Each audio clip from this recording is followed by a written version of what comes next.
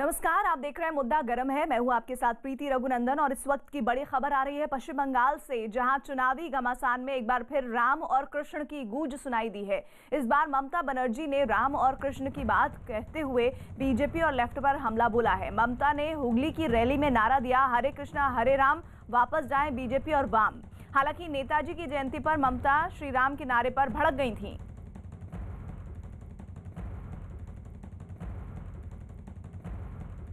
গান গান হরে কৃষ্ণ হরে রাম, আমাদের বয়োজ্যেষ্ঠরা আমি বলি হরে কৃষ্ণ হরে রাম, বিদায় যাও বিজেপি বাম। হরে কৃষ্ণ হরে রাম, বিদায় যাও বিজেপি বাম। আর হরে কৃষ্ণ হরে হরে তৃণমূল ঘরে ঘরে। অনেক সময় মা বোনেরা গান গান হরে কৃষ্ণ হরে রাম, আমাদের বয়োজ্যেষ্ঠরা আমি বলি হরে কৃষ্ণ হরে রাম, বিদায় যাও বিজেপি বাম। হরে কৃষ্ণ হরে রাম, বিদায় যাও বিজেপি বাম। আর হরে কৃষ্ণ হরে হরে তৃণমূল ঘরে ঘরে। तो एक बार फिर से आपको बता दें, ये सबसे बड़ी खबर पश्चिम बंगाल से, जहां चुनावी घमासान में एक बार फिर राम और कृष्ण की गूंज सुनाई दे रही है। इस बार ममता बनर्जी ने राम और कृष्ण की बात की है और बीजेपी लेफ्ट पर हमला किया है। ममता ने हुगली की रैली में नारा दिया है, हरे कृष्णा हरे राम, वापस जाएं बीजेपी और वाम। अमित सिंह हमारे साथ, हमारे सहयोगी जुड़ रहे हैं, साथ ही थोड़ी देर में आशिका भी जुड़ेंगी। अमित, बीजेपी तो इस बात पर ही खुश हो रही होगी कि कम से कम चुनाव की वजह से ही सही, भगवान राम और कृष्ण का नाम तो ममता बनर्जी की जुबान पर आ रहा है। जी हाँ, बिल्कुल प्रीति, अब चंद महीने बचे हैं विधानसभा चुनाव के। हालांकि जो चुनाव आयोग है अभी तक उन्होंने आचार संहिता नहीं लगाया है, ना ही चुनाव के डेट डिक्लेयर किए हैं, लेकिन अब पश्चिम बंगाल इस वक्त चुनावी माहौल में ढल चुका है। खासतौर से अगर दो पार्टियों की बात करें, टीएमसी और बीजेपी, दोनों चुनावी माहौल में ढल चुके हैं। और बात किया जाए तो जिस तरीके से आज हरे कृष्ण हरे राम का नारा दिया है ममता बनर्जी ने हुगली में रैली करते हुए, तो ये एक डैमेज कंट्रोल के तरफ से भी देखा जा रहा है, क्योंकि जिस तरीके से 2019 लोकसभा चुनाव में देखा था कि जय श्री राम को लेकर जब ममता बनर्जी भड़क गई थी, मेदिनीपुर से वो तस्वीरें आई थी जब ममता बनर्जी अचानक अपनी गाड़ी से उतर गई। ममता बनर्जी आगे आगे थी, उनके सिक्योरिटी, उनके सुरक्षा गार्ड पीछे पीछे थे, और जिन लोगों ने जय श्री राम की नारेबाजी की थी उनको वो धमकाती हुई नजर आई थी। FIR भी दर्ज हुई थी, लेकिन इसका एडवर्स इफेक्ट, क्योंकि जय श्री राम शूट करता है बीजेपी को, कहीं ना कहीं बीजेपी को एज मिलता है जय श्री राम को लेकर। इसी वजह से एक रणनीति के तौर पर भी ये देखा जा रहा है तृणमूल कांग्रेस की तरफ से, जो आज हरे कृष्णा हरे राम का नारा दिया है हुगली के मन से, ममता बनर्जी ने इसको एक रणनीति के तौर पे, स्ट्रैटेजी के तौर पे, इलेक्शन स्ट्रैटेजी, कहीं जय श्री राम उस तरीके से डेंट ना करे जैसे कि 2019 लोकसभा चुनाव में डेंट किया है।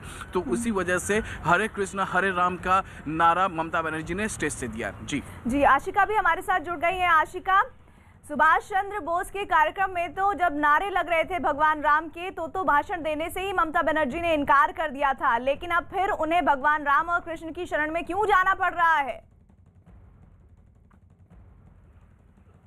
देखिए प्रीति, संदेश साफ है कि राम से दिक्कत नहीं है, जय श्री राम से दिक्कत है।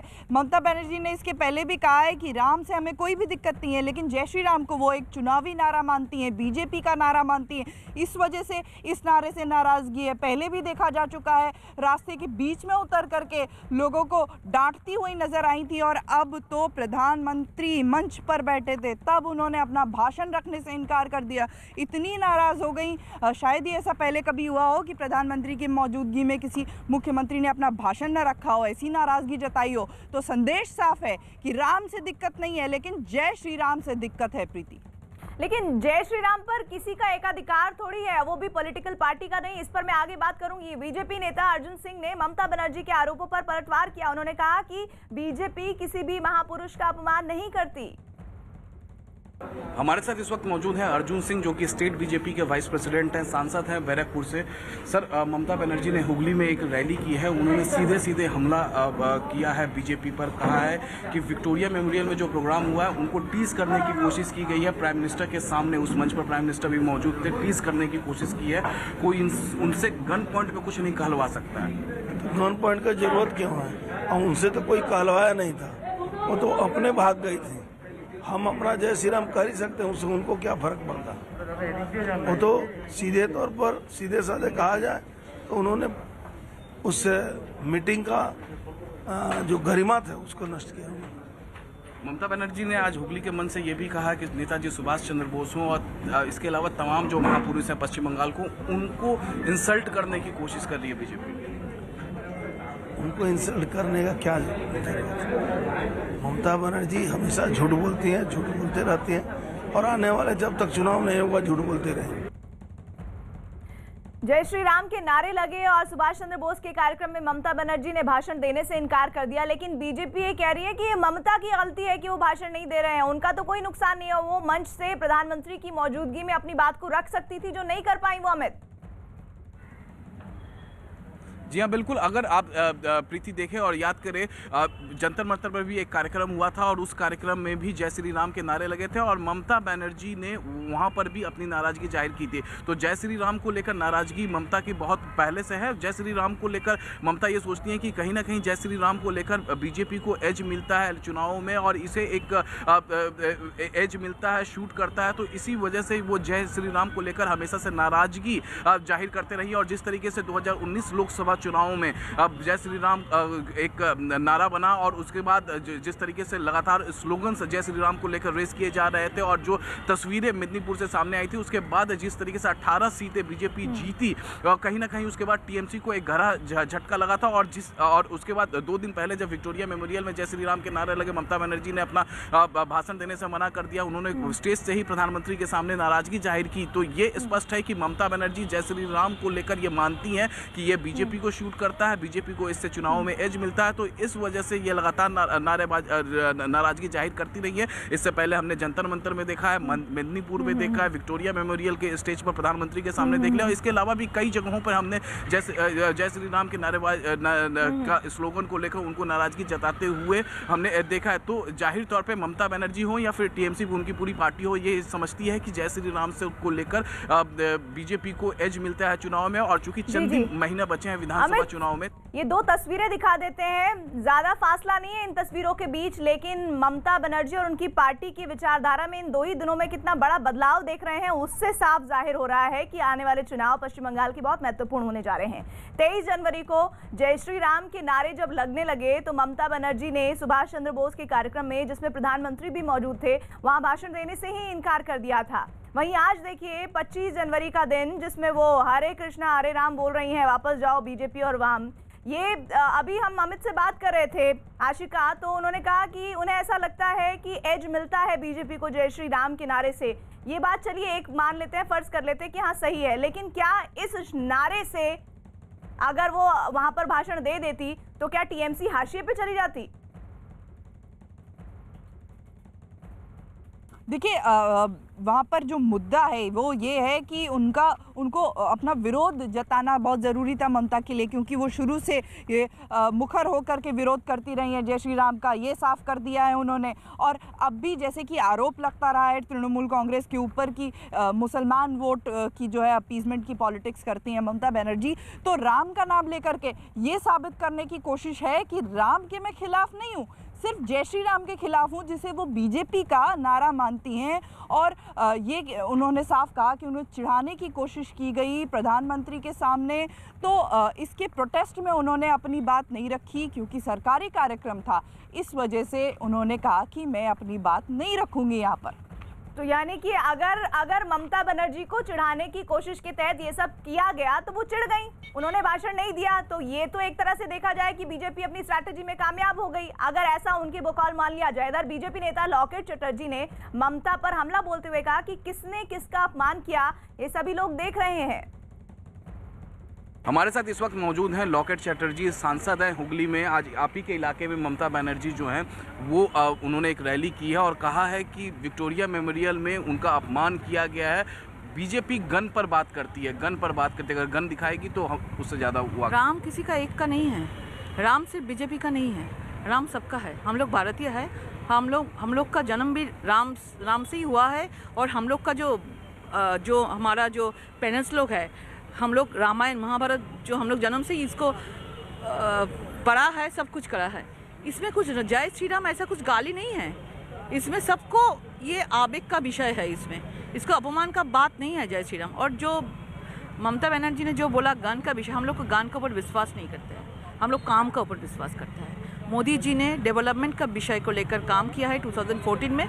2019 में बंगाल से 18 सांसद मोदी जी के काम के लिए जीत के दिल्ली गए हैं। तो ममता जी का तो पूरा हम लोग 130 कार्यकर्ता का मौत हो गया है, सिर्फ तृणमूल का गुंडा मस्तान से गोली से मौत हो गया, क्योंकि इसका खुद का ऊपर विश्वास चला गया है। इसके बाद है ये वो गान का ऊपर पूरा विश्वास करता है। 2021 का इलेक्शन वो गान से लड़ना चाहते हैं। उसका जो भाईपो भी है ऐसे ही बोलता है, हम लोग इंची में जवाब देंगे। तो ये हम लोग विश्वास नहीं करते, हम लोग काम के ऊपर विश्वास करता है और पूरा बंगाल का जनता हमारे साथ है। इस पूरे कार्यक्रम में ये 23 जनवरी का कार्यक्रम और आज जिस तरह से उन्होंने नारे लगाए अमित, लोगों से भी आप जुड़ रहे होंगे, वो ममता बनर्जी के इन दोनों जेस्चर्स को किस तरह देखते हैं?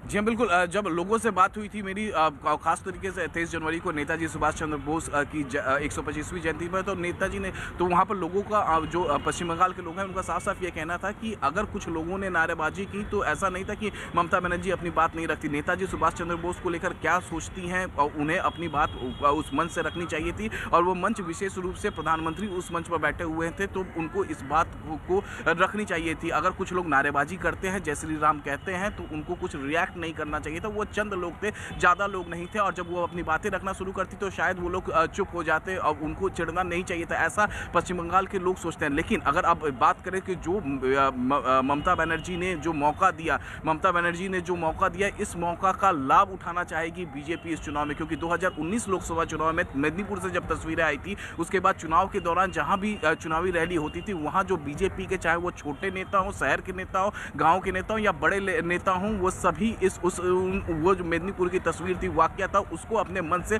लगातार दोहराते थे। और ठीक वही 23 जनवरी को यह वाकया होगा। 23 जनवरी के बाद से लगातार जो बीजेपी के बड़े छोटे हर कोई नेता इस वाकया को लेकर लगातार हर जगह वो स्टेज से बोल रहे हैं, लोगों तक पहुंचा रहे हैं कि किस तरीके से। मैं लौटूंगी आपके पास। ममता बनर्जी ने सुभाष चंद्र बोस के बहाने बीजेपी पर हमला बोला है। उन्होंने सुभाष चंद्र बोस को सभी का नेता बताया, और इतना ही नहीं, उन्होंने कहा कि विक्टोरिया मेमोरियल में कार्यक्रम के दौरान प्रधानमंत्री नरेंद्र मोदी के सामने उनका अपमान किया गया। उन्होंने बीजेपी पर नेताजी और बंगाल का अपमान करने का आरोप लगाया। आशिका, ये जो अपमान वाली राजनीति हो रही है, इसमें कौन किस पर ज्यादा भावी दिख रहा है? देखिए, ये तो साफ है कि जो ये घटना हुई है शनिवार की, ये जो पूरा चुनाव है, पूरे चुनाव भर याद रखा जाएगा। दोनों ही दल भूलने नहीं देंगे एक दूसरे को, और दोनों ही दल इसको बड़ा मुद्दा बनाएंगे। एक तरफ बीजेपी इसको लेकर के लामबंद है कि राम के नाम से ममता को दिक्कत है, जैसा कि पहली बार भी पिछले चुनाव में मिदनापुर की जो तस्वीरें थी उसके बाद बीजेपी ने उसे भी बड़ा मुद्दा बनाया था। वहीं तृणमूल कांग्रेस इसको अपने सम्मान का विषय बना करके लोगों के बीच में जा रही है और बंगाली सेंटिमेंट को जगाने की कोशिश कर रही है कि देखिए वो यहाँ पर आते हैं और बंगाल की बेटी को असम्मान करके वापस लौट जाते हैं। तो दोनों ही दल इसको बड़ा मुद्दा बना रहे हैं, इससे फायदा उठाने की कोशिश कर रहे हैं जी। और टीएमसी में फिर बगावत की खबरों के बीच पश्चिम बंगाल की मुख्यमंत्री ममता बनर्जी गुस्से में आ गई हैं। उन्होंने चेतावनी देते हुए कहा है कि जिन नेताओं को पार्टी से बाहर जाना है वो जल्दी चले जाएं। ममता बनर्जी ने हुगली में रैली के दौरान ये बात कही। যারা যারা লাইন দিয়ে আছেন বলবো তাড়াতাড়ি চলে যান, ট্রেন ছেড়ে দেবে, তাড়াতাড়ি চলে যান, ওদের পায়ে গিয়ে পড়ুন। বাংলা আপনাদের চায় না, তৃণমূল আপনাদের চায় না। और अगली खबर भी बंगाल से ही ताल्लुक रखती हुई, बंगाल में जैसे जैसे विधानसभा चुनाव नजदीक आ रहे हैं वैसे वैसे ममता सरकार और टीएमसी में भागम भाग बढ़ती जा रही है। अब ममता के एक और विधायक के नाराज होने की खबर है। पश्चिम बंगाल के उत्तरपाड़ा के विधायक और प्रवीर घोषाल ममता की रैली में नहीं पहुंचे हैं। हुगली के पुरशुरा में ममता बनर्जी की रैली में उत्तरपाड़ा के तृणमूल कांग्रेस विधायक प्रवीर घोषाल नहीं पहुंचे हैं। घोषाल पिछले कई दिनों से टीएमसी के कामकाज करने के तरीकों पर सवाल उठा रहे हैं। तो लगातार ये जो भागम भाग की तस्वीरें हैं ये टीएमसी के लिए अब नई नहीं है, लेकिन उससे पहले आपको बता दें कि आज हुगली की रैली में भी ममता बनर्जी ने कह दिया है जल्दी जाएं, डरते हैं पार्टी नहीं देती टिकट। टीएमसी छोड़कर बीजेपी में जाने के लिए वो कह रही है जाना है जिसको जाइए, वो सीधा हमला कर रही हैं। लेकिन इस बीच लगातार आपको बता दें कि एक एक कर उनके जो कुनबे हैं उनमें से लोग छिटकते जा रहे हैं और अब एक नया नाम शामिल हो रहा है इसमें, जिसमें ममता बनर्जी की रैली में उत्तरपाड़ा के तृणमूल कांग्रेस विधायक प्रवीर घोषाल हैं, वो नहीं पहुंचे हैं। घोषाल पिछले कई दिनों से टीएमसी के कामकाज करने के तरीकों पर सवाल उठा रहे हैं। आशिका, प्रवीर जी का क्या हालचाल है, कुछ जानकारी मिल रही है उनके बारे में? देखिए, फिलहाल तो ये इस पिछले कई दिनों से संकेत मिल रहे थे कि वो बागी हो गए हैं, पार्टी पर सवाल उठा रहे थे, काम करने के तरीके पर सवाल उठा रहे थे, लेकिन आज जब वो ममता बनर्जी की रैली में नहीं पहुंचे तो ये साफ कर दिया है कि वो अब जो है उनका पार्टी के साथ रहना मुश्किल है। जो बागी हैं उनकी लिस्ट बढ़ती जा रही है। अभी पिछले हफ्ते मंत्री राजीव बनर्जी ने इस्तीफा दिया, उसके बाद वैशाली डालमिया वो मुखर होकर के सामने आई थी, जिन्हें पार्टी से बाहर का रास्ता तक दिखा दिया गया है। अब प्रवीर घोषाल जब ममता की रैली में नहीं पहुंचे हैं तो साफ संकेत उनकी तरफ से हैं कि मुश्किल है उनका तृणमूल के साथ हो पाना। हालांकि ममता ने भी साफ साफ चेतावनी देकर कहा है कि जिसे भी जाना है वो अभी चला जाए, तृणमूल कांग्रेस को, बंगाल को उसकी जरूरत नहीं है। और अमित शाह इसी वजह से हुगली की रैली में उन्होंने सीधे सीधे कह दिया जिसको जाना है जल्दी जाए, और ऐसे लोगों को तो वैसे भी टीएमसी टिकट नहीं देती है। तो कहीं ऐसा ना लगे कि टीएमसी भागम भाग से बैकफुट पर है, इसलिए उन्होंने यह स्टेटमेंट दिया। जी हाँ, बिल्कुल, क्योंकि ममता बनर्जी को मालूम है कि जब वो सत्ता में आ रही थी, उनकी पार्टी जब स्ट्रांग हुई थी 2011 में, 10-11 की बात कर रहा हूँ, 2006-7 में उन्होंने जो सिंगूर और नंदीग्राम आंदोलन किया था, उसके बाद से उनकी पार्टी लगातार स्ट्रांग हो रही थी। और जो उस समय के जो पार्टी सत्ता में थी, लेफ्ट पार्टी, वो उनके जो दिग्गज नेता थे, जो शहरों के, गाँवों के जो नेता थे, वो लगातार टीएमसी की तरफ मूव कर रहे थे। और ठीक वही हो रहा है आज 2021 में। 2019 से ये सिलसिला शुरू हुआ, अर्जुन सिंह से ये सिलसिला शुरू हुआ था। अर्जुन सिंह आए, उस टीएमसी छोड़कर नाराजगी जाहिर की, उसके बाद सुनील सिंह गए, उसके बाद तमाम कई विधायक, शुभेंदु अधिकारी आए, और इससे अभी कुछ दिनों पहले एक और कैबिनेट मंत्री राजीव आए। आज एक विधायक ममता बनर्जी की रैली में नहीं पहुंचे। तो ये सिलसिला लगातार जारी है, और यही सिलसिला 2010-11 में भी देखने को मिला था। तो कहीं ना कहीं ममता बनर्जी ये जानती है कि जो पार्टी स्ट्रांग होती है, उस पार्टी के साथ नेता और कार्यकर्ता जुड़ते जाता है। ये पश्चिम बंगाल में बीते दिनों देखा जा चुका है। तो जाहिर तौर पर कहीं ना कहीं टीएमसी के ख्याल में ये होगा कि और इसीलिए उनके इस बयान को डैमेज कंट्रोल की तरह देखा जा रहा है कि टीएमसी में किसी तरह की घबराहट या बेचैनी नहीं है इस भागम भाग से। जैसे जैसे चुनाव की तारीख नजदीक आ रही है, नेताओं की बगावत ममता के लिए टेंशन बढ़ा रही है। अभी हाल ही में कैबिनेट मंत्री राजीव बनर्जी ने पद से इस्तीफा देने का ऐलान किया था, और राजीव बनर्जी ने ममता बनर्जी की बेरुखी को इस्तीफे की वजह बताया। राजीव बनर्जी भी ममता बनर्जी की कार्यशैली और पार्टी में उनके भतीजे की दखलंदाजी से नाखुश चल रहे थे, और 1 महीने के अंदर कई बड़े नेता ममता का साथ छोड़ चुके हैं। आशिका हमारे साथ जुड़ रही हैं। आशिका, लेकिन ये किसी भी पार्टी के लिए, टीएमसी अभी पश्चिम बंगाल में चुनावों में लगातार अपने आप को झोंक रही है, लेकिन जिस तरह से उसके कद्दावर नेता, विधायक, सांसद, पूर्व मंत्री छोड़ जा रहे हैं, ये बता रहा है कि ये पार्टी भीतर से कितनी खोखली है इस बार के चुनाव में। देखिए, ये तो साफ है कि सब कुछ तृणमूल में ठीक नहीं चल रहा है, और लगातार ये जो बागी हैं इनकी लिस्ट बढ़ती जा रही है। लेकिन एक ये भी देखने की बात है कि ममता बनर्जी की तरफ से जो रणनीति है चुनाव की, उसके तहत कई जो मौजूदा विधायक हैं उनको टिकट इस बार नहीं दिया जाना है। करीब 60% नए चेहरे होंगे जो जनता के सामने आएंगे। इसके तहत कई ऐसे भी नाम फिलहाल जो पार्टी छोड़ रहे हैं या बीजेपी में जा रहे हैं, जिनको खुद ही निकालने की टीएमसी की कवायद चल रही थी। तो दोनों तस्वीरें यहाँ पर साफ हैं। और हालांकि बीजेपी में जो लगातार बीजेपी का दावा है कि उनके कई विधायक, करीब 40 से 42 का आंकड़ा भी बीजेपी की तरफ से दिया जाता है कि तृणमूल कांग्रेस के, चलिए वो आंकड़ा एकदम ही जब सार्वजनिक होगा उस पर भी हम आगे बात करेंगे। इस बीच एक अहम खबर आ रही है आंध्र प्रदेश के चित्तूर से, जहां पर खबर यह है कि अंधविश्वास की वजह से माता पिता ने अपनी ही 2 बेटियों की हत्या कर दी। और इतना ही नहीं, हत्या के बाद माँ बाप अपनी दोनों बेटियों के शव के पास इस इंतजार में बैठे रहे कि वो दोबारा जिंदा हो जाएंगी। हैरानी की बात यह है कि माँ बाप दोनों काफी पढ़े लिखे हैं। पिता एक कॉलेज में प्रिंसिपल हैं, जबकि माँ गोल्ड मेडलिस्ट रही हैं। बताया गया कि इन लड़कियों के माता पिता का ये मानना था कि 24 जनवरी को कलयुग समाप्त हो जाएगा और 25 जनवरी से सतयुग शुरू होगा। सतयुग शुरू होते ही उनकी बेटियां फिर जिंदा हो जाएंगी, और इसके लिए उन्होंने घर में तांत्रिक पूजा का आयोजन किया, और फिर मां ने पिता की मौजूदगी में ही दोनों बेटियों की हत्या कर दी। घर से चीख पुकार सुनकर पड़ोसियों ने पुलिस को फोन किया, लेकिन माता पिता ने पुलिस को अंदर जाने से मना कर दिया। पुलिस किसी तरह अंदर दाखिल हुई, जहां का नजारा देखकर सभी हैरान रह गए। वहां दोनों बेटियों का शव पड़ा था, जबकि आसपास पूजा की सामग्री रखी हुई थी।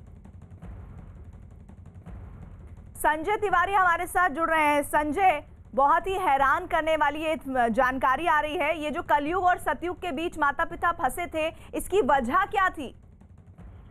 दरअसल प्रीति, जब अंधविश्वास जो है वो जो सिर चढ़कर बोलता है तो इस तरह की वाकयात भी सामने आते हैं। अब ये पढ़ा लिखा परिवार है, वेल एजुकेटेड परिवार है, उसके बाद भी ऐसा बताया जा रहा है कि ये किसी तांत्रिक के चक्कर में थे और ये बहुत दिनों से तरह तरह के पूजा और अनुष्ठान अपने घरों में किया करते थे और उनको लगता था कि ये जो है इससे किसी तरह की सिद्धि प्राप्त कर लेंगे या फिर कुछ इस तरह का परिवर्तन समाज में ले आएंगे होगा। अब इनको किसी ने बताया था कि 24 जनवरी को कलयुग की समाप्ति हो रही है और 25 को सतयुग शुरू हो जाएगा अगर ये दोनों बेटियों की बलि देते, और इसी चक्कर में उन्होंने जो है वो त्रिशूल और कुछ भारी भरकम सामान बच्चियों के सिर पर मारा और उन दोनों की हत्या कर दी। जो अंदर से जब उसकी डेड बॉडी बरामद हुई बड़ी वाली बेटी की, तो उसके पूरे शरीर पर लाल रंग का कपड़ा लिपटा हुआ है, उसके मुंह में एक छोटा सा लोटा घुसा रखा था और इसके अलावा चारों तरफ पूजा सामग्री बिखरी हुई है। तो ये बताता था और जब पुलिस ने अंदर घुसने की कोशिश की तो ये उनको रोक रहे थे कि अभी रुक जाओ, बेटियां जिंदा होने वाली है, कल तक जिंदा हो जाएंगी। तो इस हिस्टीरिया, इस अवस्था में ये दोनों माता पिता थे जिसको पागलपन की अवस्था तक कहा जा सकता है, और इसीलिए फिर बाद में पुलिस ने दोनों को अरेस्ट कर लिया है, बॉडीज को पोस्टमार्टम के लिए भेज दिया और मामले की जांच की जा रही है। जी नहीं, जितने गुनहगार ये माता पिता है संजय, उससे भी ज्यादा गुनहगार वो तांत्रिक या वो शख्स है जिन्होंने इस बात के लिए उकसाया। वो कौन शख्स है? क्या उसकी धरपकड़ के लिए पुलिस ने कुछ किया है अभी तक? वो तांत्रिक कौन है वो पुलिस की हिरासत से बाहर है। जो पुलिस के जरिए हमको जानकारी मिली है उसके मुताबिक किसी एक तांत्रिक के संपर्क में ये थे और जिससे ये सलाह मशवरा किया करते थे। अब वो कौन तांत्रिक है और जब पुलिस कहते हैं, जब पुलिस अभी वो जो है आइडेंटिफिकेशन उसकी रिवील नहीं कर रही है ताकि वो कहीं फरार ना हो जाए और पुलिस की गिरफ्त में ना आ सके। तो ये सारी अब कोशिश है पुलिस की कि जो पूरे मामले की सच्चाई सामने ला जा सके और किस तरह से उन्होंने इस पढ़े लिखे परिवार को, एक संभ्रांत परिवार को इस तरह से उनका दिमाग डाइवर्ट कर दिया कि वो उन्होंने अपनी बच्चियों की भी हत्या कर दी। ये दिल दहलाने वाली घटना से पूरे चित्तूर में अजीब सा एक सनसनी का माहौल है और जाहिर तौर पर ये बड़े सवाल पैदा करता है कि जो शिक्षा है, उस शिक्षित होने के बावजूद भी लोग भ्रमित और इस तरह से इतने लेवल तक जाकर जो है वो अंधविश्वास के चक्कर में पड़ सकते हैं। ये काफी अजीबोगरीब खबर है संजय, ये जहां अंधविश्वास की वजह से माता पिता ने अपनी ही 2 बेटियों की हत्या कर दी है। और सबसे बड़ी बात ये कि इस हत्या में माँ बाप जो हैं वो पढ़े लिखे हैं और बेटियों के शव को वहां पर बैठे इंतजार कर रहे थे कि शायद वो जिंदा हो जाएंगे या उनमें फिर से जान आ जाएगी। पिता प्रिंसिपल है, माँ गोल्ड मेडलिस्ट है, उसके बावजूद इस तरह की घटना को अंजाम दिया गया है। बहरहाल अब ये दोनों ही पुलिस के कब्जे में हैं, अब पूछताछ की जा रही है वो शख्स कौन है जिसने इस बात के लिए उन्हें उकसाया। वो बच्चे जो अपने हुनर से दुनिया को दंग कर दें, वो बच्चे जो ठान ले कि हर वो चुनौती को वो हरा सकते हैं। ऐसे ही यंग जीनियस को एक मंच लेकर आया है नेटवर्क 18 का अनोखा show Byju's young genius. Show के दूसरे एपिसोड में 9 साल की उड़न परी पूजा बिश्नोई के लगन और हौसले की उड़ान देखी तो 14 साल की जीवाश्म वैज्ञानिक अश्वत्था बीजू की कभी न थकने वाली तलाश देखी। देखते हैं बायजूस यंग जीनियस के दूसरे एपिसोड की एक झलक।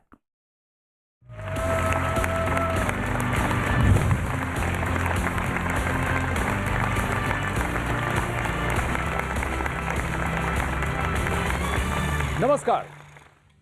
जीनियस जो मुश्किल चीजों को आसानी से कर दे वो है टैलेंट, और जो असंभव को आसानी से कर दे वो है जीनियस। और ऐसे ही नामुमकिन को मुमकिन करने वाले जीनियस से मिलवा रहे हैं हम आपको इस मंच के जरिए। बायजूस यंग जीनियस के हर एपिसोड में हम मिलेंगे कुछ ऐसे यंग जीनियस से जिनकी उम्र तो छोटी है पर कारनामे बड़े। 7 साल की उम्र में क्या कभी आपने सोचा कि इंटरनेशनल मैराथन भागा जाए या फिर रनिंग का नया रिकॉर्ड बनाया जाए? हमारी पहली यंग जीनियस ने ये सब दुनिया को करके दिखाया है, वो भी 7 साल की उम्र में।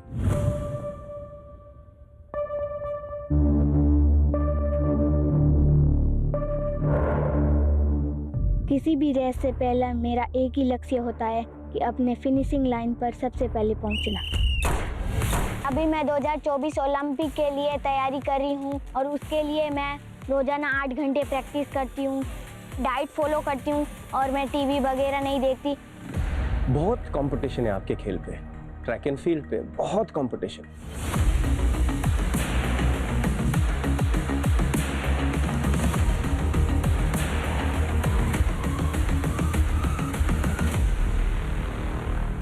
जब आप ओलंपिक मेडल जीतेंगे ट्रैक एंड फील्ड में इंडिया के लिए, आप फर्स्ट बने, पोडियम में नंबर 1, और तब मैं पीछे होके ताली बजाएंगे आपके लिए।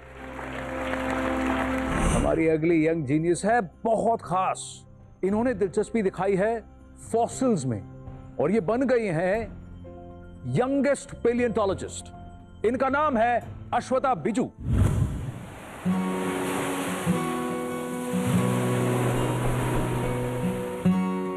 It is important that each and every one of us should learn something about history because we are what we come from.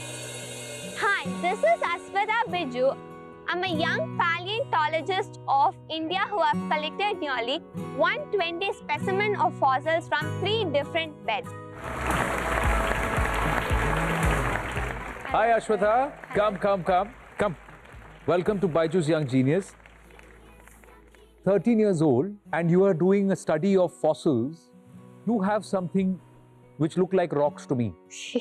They're What are actually these? fossils. These are fossils. Yes. Okay, now tell me, when you see these fossils, you got a lot of, for the layman, for somebody who does not understand fossils, they look like rocks. So how do I differentiate? What is the average age of what you have brought for us here on the Young Genius platform? So I have bought different fossils from 3 river basins. There are the 3 different fossil fields I worked under. One specimen from Godavari River Basin and Which the is other. that? This is a dinosaur bone fragment This is a collected. dinosaur bone fragment. Yes. This is 252 million year old. 252 million years old. Yes.